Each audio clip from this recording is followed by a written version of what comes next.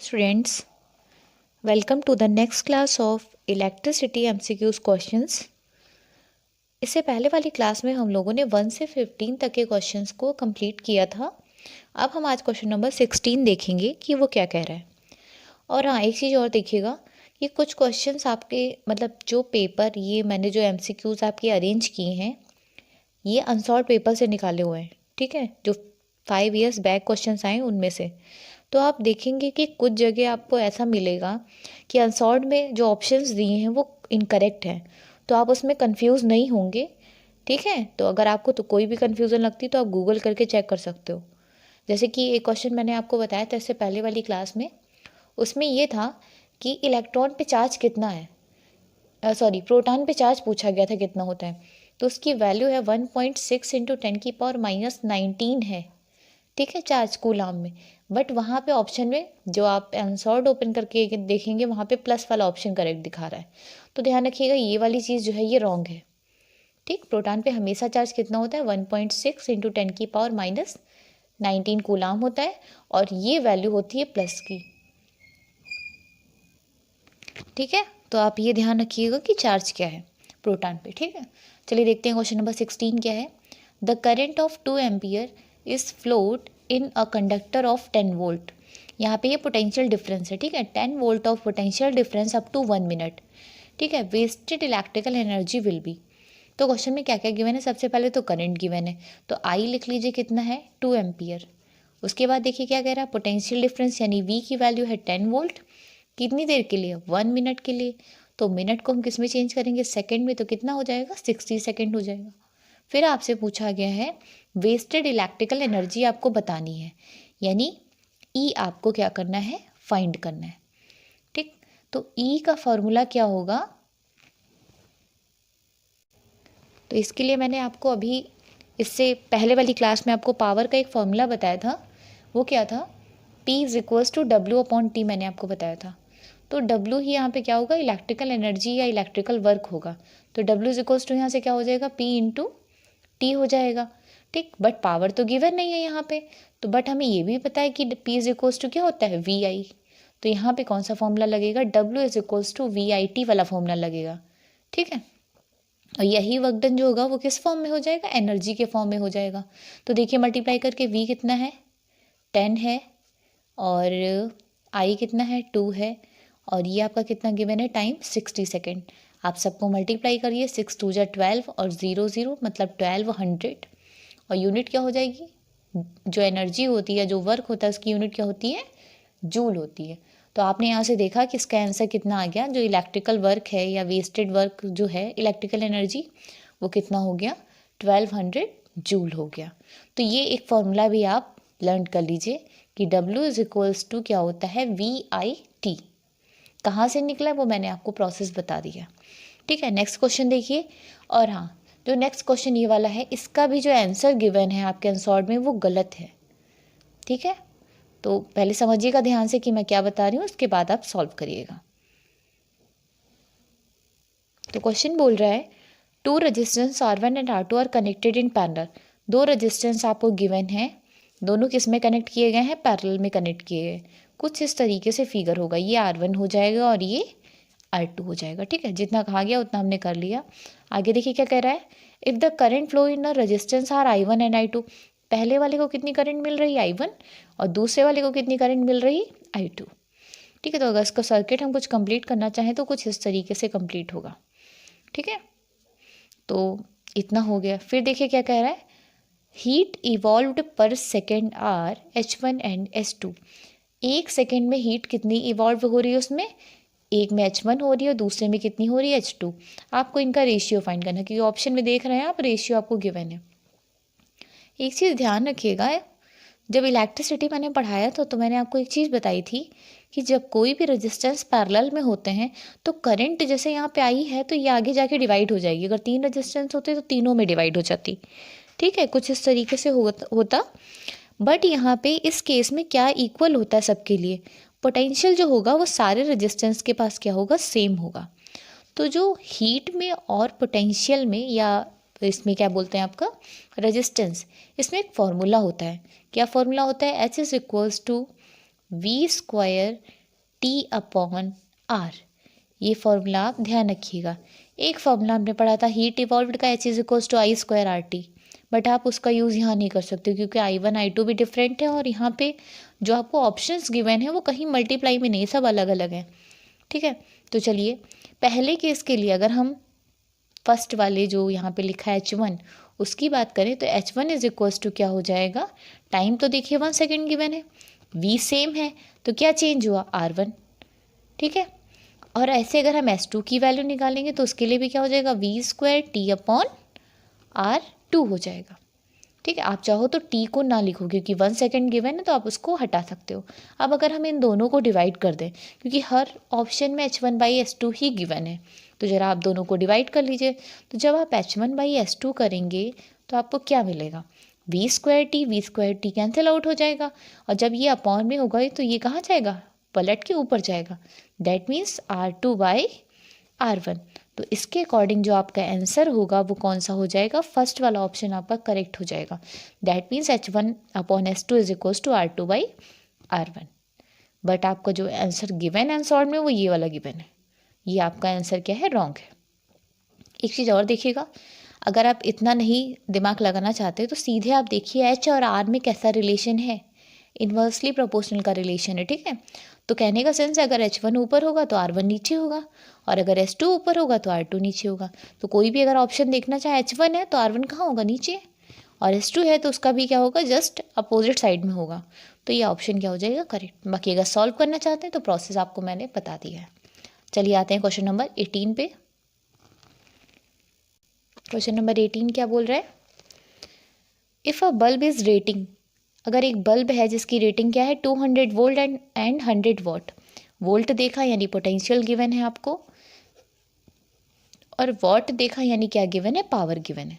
हमने ये दो चीज़ें लिख ली। ठीक है, is used at 100 volt then what will be the power of the bulb. ठीक है, इसको हम 100 वोल्ट पे यूज़ कर रहे हैं, बट इसकी पावर कितनी गिवन है, जो बल्ब की है वो कितनी गिवन है, 200, और इसको हम यूज़ कितने वोल्टेज पे कर रहे हैं, 100 वोल्ट पे यूज़ कर रहे हैं। तो पूछा गया है कि जो पावर होगी बल्ब की वो क्या हो जाएगी। तो आपने पढ़ा है कि P इज इक्वल्स टू क्या हो जाएगा, VI, यहीं से तो हम पावर निकालेंगे। ठीक है, आपको क्या गिवन है, P is equals to VI formula हमने यूज़ किया। देखिए सबसे पहले हम ये करते हैं कि जो हमें बल्ब गिवन है रेटिंग से, हम इसकी हेल्प से हम पहले I निकाल लेते हैं। ठीक है, तो I इज इक्वल्स टू क्या हो जाएगा यहाँ पे, P अपॉन V हो जाएगा, यही तो होगा। P कितना गिवन है आपको, 100 गिवन है, और V कितना गिवन है, 200।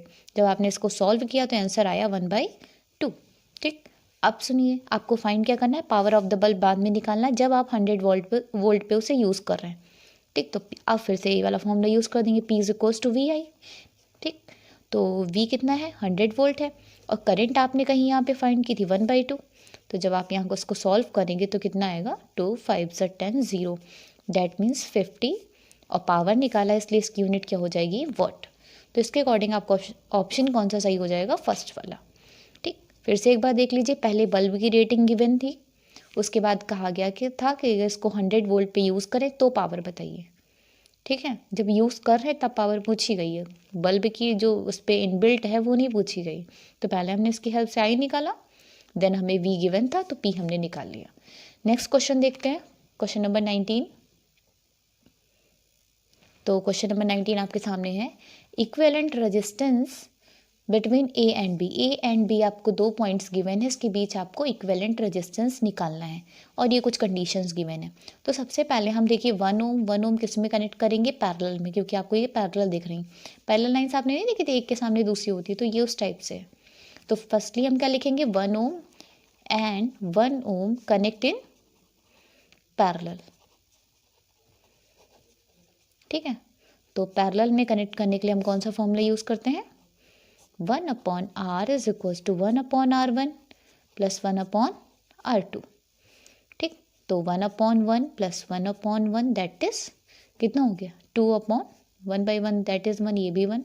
अब आप 1/R की वैल्यू आई है 2, तो R की वैल्यू कितनी आ जाएगी, 1/2 ओम।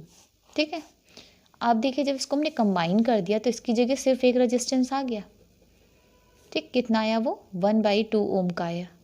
फिर इसके बाद आगे एक रेजिस्टेंस और था बी पॉइंट के बीच में, ये ए है ये बी, ये कितना था 0.5। फिर क्या लिखेंगे हम लोग, कनेक्ट बोथ इन सीरीज। अब जब हम इन दोनों को सीरीज में कनेक्ट करेंगे तो क्या होगा, R is equals to R1 plus R2, सीधे सीधे सीरीज में ऐड कर देते हैं।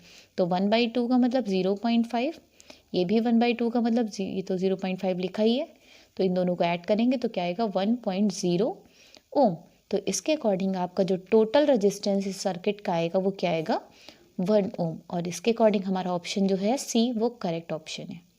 ठीक है, तो फिगर देखिए आप पहले ऑब्जर्व करिए किसको सीरीज़ में कनेक्ट करना है किसको पैरेलल में। और दूसरी चीज़ आप फार्मूला याद करिए कि पैरेलल का फार्मूला क्या होता है और सीरीज़ का फार्मूला क्या होता है। जितने भी सीरीज़ में गिवन है सीधे सीधे ऐड करेंगे, जहाँ भी पैरेलल आएगा वहाँ पे अपॉन में करके ऐड करेंगे। ठीक है, चलिए देखते हैं question number 20। What unit of electrical energy is, electrical energy की यूनिट क्या होगी। अभी एक बार फॉर्मूला मैंने बताया था W is equals to P into टी। ये इलेक्ट्रिकल वर्क कहिए या इसको आप इलेक्ट्रिकल एनर्जी कहिए, बात एक ही है। तो इसके अकॉर्डिंग इसकी यूनिट क्या हो जाएगी, पावर की यूनिट क्या होती है वॉट, और टाइम की यूनिट क्या होती है सेकेंड। तो आपको वॉट सेकेंड कहाँ दिख रहा है, तो ऑप्शन नंबर डी जो है वो आपका करेक्ट ऑप्शन हो जाएगा। चलिए देखते हैं नेक्स्ट क्वेश्चन। तो क्वेश्चन नंबर 22 क्या है, the value of current during a short circuit. जो शॉर्ट सर्किट जब भी होता है तो क्या होता है, करंट ज़ीरो हो जाती है या वेरी हाई हो जाती है या डजेंट चेंज होती है या चेंज कॉन्टीन्यूसली। तो जब भी शॉर्ट सर्किट होता है तो करंट जो है वो एकदम से तेज हो जाती है, तभी वहाँ पे शॉर्ट सर्किट का केस आता है। ठीक है, ये आप ध्यान रखिएगा कि शॉर्ट सर्किट में हमेशा करंट क्या होती है, हाई हो जाती है। ठीक है, चलिए देखते हैं क्वेश्चन नंबर नेक्स्ट क्वेश्चन है, according to Ohm's law the graph between V and I, V means voltage, I means current. तो आपसे पूछा गया है कि ओम्स लॉ में V और I के बीच में ग्राफ कैसा होता है। तो आप इसको लर्न कर लीजिए अच्छे से कि V और I के बीच में जब भी ग्राफ प्लॉट किया जाता है ओम्स लॉ में, ये हमेशा स्ट्रेट लाइन होती है जो कि कहाँ से पास होती है, ओरिजिन से पास होती है। ठीक है, तो यहाँ पे बताइए इसका ऑप्शन क्या हो जाएगा, आई स्ट्रेट लाइन। ठीक है, और इसमें लिखा line changing its direction continuously, तो ये तो हो ही नहीं सकता, सर्कल सेमी सर्कल तो बनेगा ही नहीं। तो आप इसको अपने दिमाग में रखिए कि V और I के बीच में जब भी ग्राफ होगा हमेशा स्ट्रेट लाइन होगा, जो कि कहाँ से पास होगा ये भी ध्यान रखिएगा, ओरिजिन से पास होएगा। ठीक है, चलिए देखते हैं next question. Current in a conductor is due to the flow of, जब भी किसी कंडक्टर में करंट फ्लो होती है तो किसकी वजह से करंट फ्लो होती है, इलेक्ट्रॉन्स के फ्लो की वजह से। ठीक है, जब इलेक्ट्रॉन्स फ्लो करते हैं तभी उसमें क्या होती है, करंट फ्लो करती है, ये प्रोटॉन और न्यूट्रॉन की वजह से नहीं होता है। ठीक है, ये भी आप ध्यान रखिएगा। देखते हैं क्वेश्चन नंबर 25। क्वेश्चन नंबर 25 क्या कह रहा है, two conducting wires of same material, दो वायर हैं आपके पास जिनका मटेरियल सेम है, जिनकी लेंथ इक्वल है और जिनकी डायमीटर भी इक्वल है। पहले इनको सीरीज़ में कनेक्ट किया गया, उसके बाद इनको पैरेलल में कनेक्ट किया गया। फिर पूछा गया है अगर इनका पोटेंशियल डिफरेंस सेम है तो आपको रेशियो बताना है heat produced in series combination and parallel combination. तो पहले आपको सीरीज में इसका क्या निकालना है, हीट निकालना है, फिर पैरेलल में निकालना है, फिर दोनों का रेशियो आपको फाइंड करना है। तो देखिए इसके लिए आपको क्या क्या करना होगा। देखिए सबसे पहले दो रेजिस्टेंस है, मान लेते हैं दोनों रेजिस्टेंस क्या का सेम मटेरियल सेम लेंथ, जब लेंथ सेम होगी तो उनके अंदर रेजिस्टेंस भी क्या होंगे सेम। तो दोनों जो वायर हैं उनके रेजिस्टेंस क्या है R। तो जब हम इनको सीरीज़ में ऐड करेंगे तो सीरीज़ में ऐड करने का टोटल रेजिस्टेंस का फॉर्मूला क्या होता है R1 + R2। तो यहाँ पे R1 + R2 मतलब R + R कितना आ जाएगा 2R आ जाएगा। ठीक है, तो सीरीज़ में जब निकाला है तो हीट जो है सीरीज़ कॉम्बिनेशन में कितनी हो जाएगी। सबसे पहले हीट का फॉर्मूला ध्यान रखिए क्या होता है, H = V²R/T। ये फॉर्मूला आपको यूज़ करना है। ये फॉर्मूला किस तरीके से आया है, एक H = I²RT था, ये वहीं से निकल के आया है। ठीक है, और हम लोगों ने यहाँ पे क्यों यूज़ किया इसका, क्योंकि टाइम इंटरवल भी दोनों के लिए सेम होगा, सिर्फ हमें यहाँ पे R के बारे में बात करनी है, बाकी कॉमन हो जाएंगी चीज़ें। ठीक है, और V इसमें कहा था सेम पोटेंशियल कहा था, इसलिए हम लोगों ने यूज़ किया है। अगर सेम पोटेंशियल नहीं कहते तो हम लोग यहाँ से सॉल्व कर लेते। ठीक है, तो H² = क्या होगा, मतलब सीरीज़ में हीट कितनी प्रोड्यूस होगी V²T/R की जगह हम सीरीज़ में क्या लिखेंगे, टोटल R कितना है 2R। तो ये इक्वेशन नंबर क्या हो जाएगी आपकी 1 हो जाएगी। इसके आगे हम क्या करेंगे, अब पैरेलल में जोड़ेंगे दोनों रेजिस्टेंस को। तो देखिए जब पैरेलल में जोड़ेंगे तो उसका फॉर्मूला क्या होता है, 1/r is equal to 1/r1 plus 1/r2, और दोनों की जगह हमने क्या रखा है, सेम है, यानी 1/r प्लस 1/r, यानी ये कितना हो गया, 2/r हो गया। तो यहाँ से जब हम ये r की वैल्यू निकालेंगे पैरेलल में तो कितनी आएगी, rp की वैल्यू r/2 आएगी। ठीक है, अब हम क्या करेंगे इसके केस में, रेजिस्टेंस फिर से हमें हीट निकालनी है, किसमें, पैरेलल कॉम्बिनेशन में निकालनी है। तो देखिए हम क्या करेंगे, एच पी लिख देंगे यहाँ पे, तो वी स्क्वायर और टी तो कॉमन रहेगा, बस आर की जगह पे हमें क्या लिखना है, r/2 लिखना है। ये इक्वेशन नंबर हो गई 2, और इसके ऊपर हम लोगों ने इक्वेशन 1 बनाई थी। इन दोनों को हमें क्या करना है, देखिए जो हमारा क्वेश्चन था वहाँ पे पहले सीरीज की बात की गई थी, उसके बाद पैरेलल की, यानी जब हम रेशियो निकालेंगे तो पहले सीरीज को रखेंगे, बाद में हम किसको रखेंगे, पैरेलल में। तो यहाँ पे हो जाएगा एच सीरीज एच पैरेलल।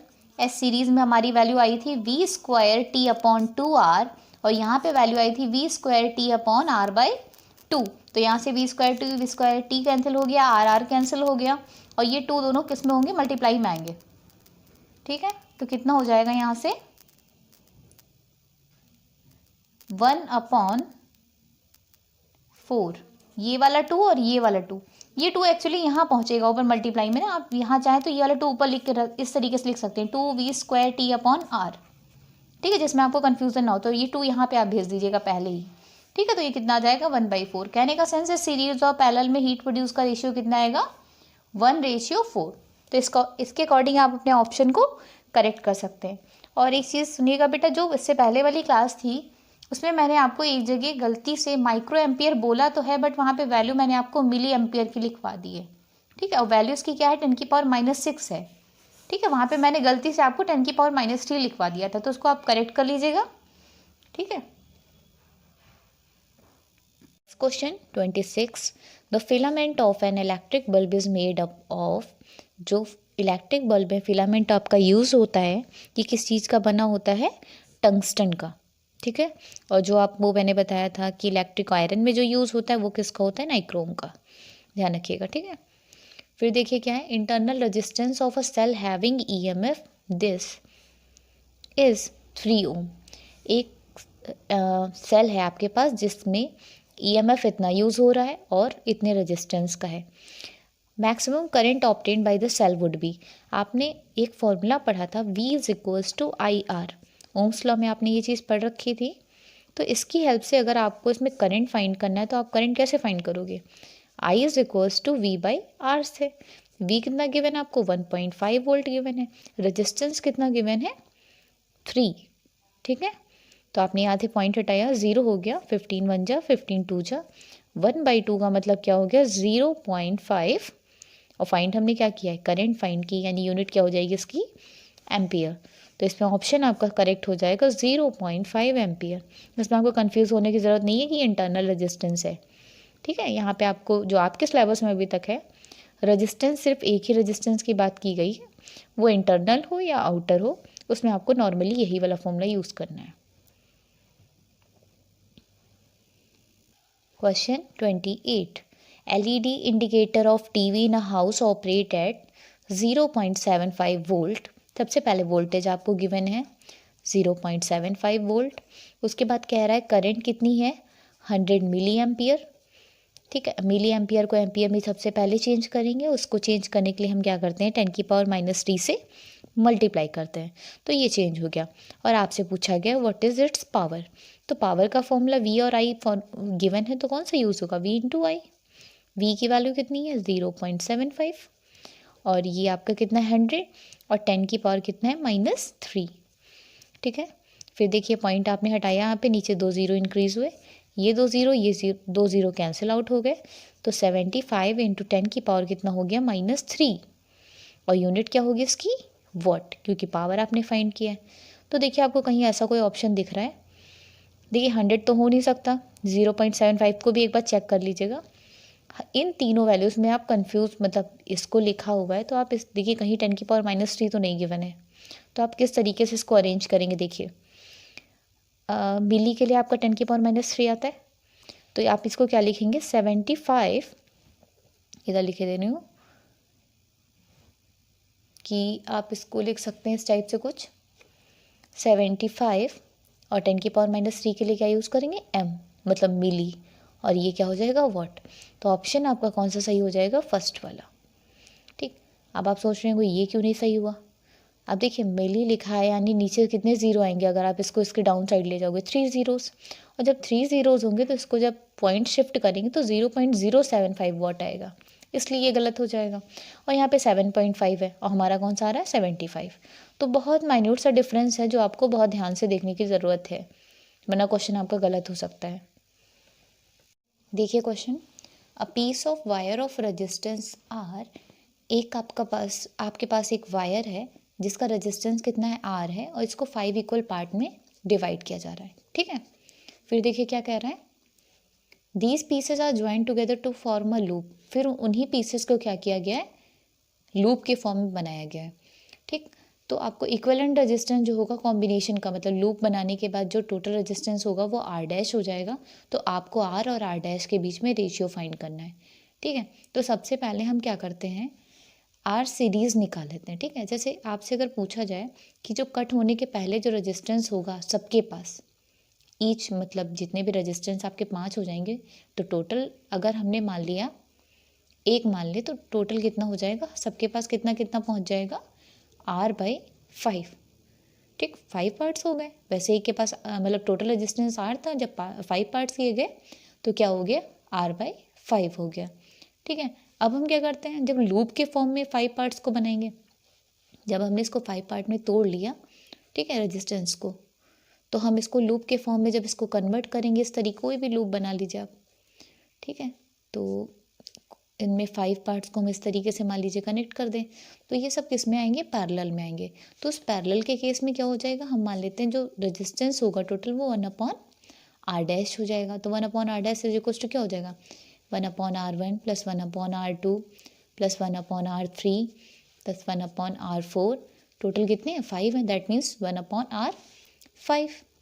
ठीक, अब क्या हुआ, यहाँ से जो हमने 1/r' निकाला, तो ये सारे रेजिस्टेंस हैं तो इक्वल आपस में, तो क्या होगा 1/r प्लस, और ये आपकी यही वाले पार्ट्स होंगे ना सिंगल वाले, तो आप इसको लिख सकते हो RS लिख सकते हो सफिक्स में, 1/RS 1/RS, फिर ऐसे 1/RS, नेक्स्ट 1/RS, और यहाँ भी 1/RS हो जाएगा। टोटल कितने टाइम्स लिखा है, 5/RS। तो यहाँ से 1/r' की वैल्यू ये आ गई। ठीक, अब हमें अगर r' निकालना है तो हम दोनों साइड पलट देंगे, तो कितना आ जाएगा, RS/5 आ जाएगा। और RS की वैल्यू हमने अभी ऊपर क्या निकाली थी, R/5। अब आप ये वाली वैल्यू उसमें पुट कर दीजिए, तो जब पुट करेंगे तो कुछ इस तरीके से आएगा कि R' is equals to RS की जगह हमने R/5 लिखा, और यहाँ पे 5 ऑलरेडी था, तो ये कितना हो गया, R/25 हो गया। और क्वेश्चन में किसका रेशियो कहा गया, R/R', यानी ऊपर आपको क्या रखना है, R रखना है, और नीचे क्या रखना है, R'। तो आप चेंज करिए, R/R' जब करेंगे तो 25 ऊपर जाएगा, और 1 आप लिखें या ना लिखें। ठीक है, तो यहाँ पे रेशियो जो हो जाएगा वो 25/1 हो जाएगा।